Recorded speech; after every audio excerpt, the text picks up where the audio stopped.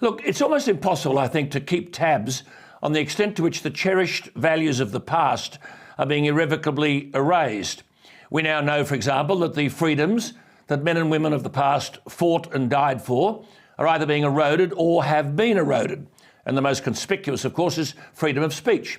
I challenge anyone to tell me that they are not frightened to say what they think, when what they're thinking doesn't fit the woke or politically correct formula. Have you noticed the disappearance of constructive debate? In Ukraine, President Zelensky is fighting for the nation's sovereignty. Where is our nation's sovereignty when important assets and infrastructure are sold to foreign entities? Does it matter who runs the country if we don't own its important assets, like, for example, the Port of Darwin? On climate change, no one is prepared to debate the merits or otherwise of carbon dioxide, nor can they tell us what percentage is in the atmosphere.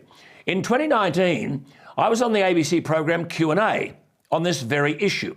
There was a star-studded panel, including the now Treasurer Jim Chalmers. As proof that the climate cult doesn't want to hear actual numbers, listen to this exchange which occurred between me and the lady next to me on the panel, the talented journalist Alice Workman.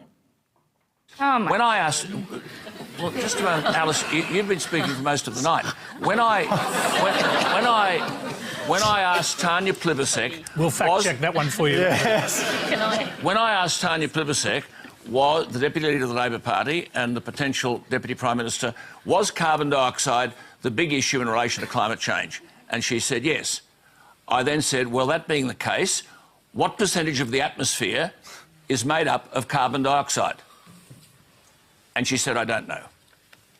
And I said, hang on, you don't know what percentage of the atmosphere is carbon dioxide, and yet you're prepared to stand the economy on its head to address a problem, the detail of which you don't know. So when I then explained that the percentage of carbon dioxide in the atmosphere, Alice, is how much? Alice, how much of carbon dioxide in the atmosphere? To answer the question, Scott Morrison has said he believes in climate change and that he wants to do something about it. Alice, how much carbon dioxide is the problem? How much carbon dioxide is there in the atmosphere? I'm not a scientist. Too much. I don't know. I'm a well, hang on. If you're going to argue the case, you ought to know. It's 0.04%. And of that 0.04%, human beings around the world create 3%. And of that 3%, Australia creates 1.3%.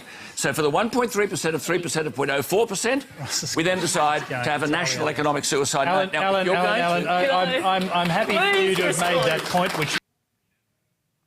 You see, no one was prepared to debate the figures, and they didn't know them. Indeed, as you saw, the debate was chopped off. But the Intergovernmental Panel on Climate Change rules our lives.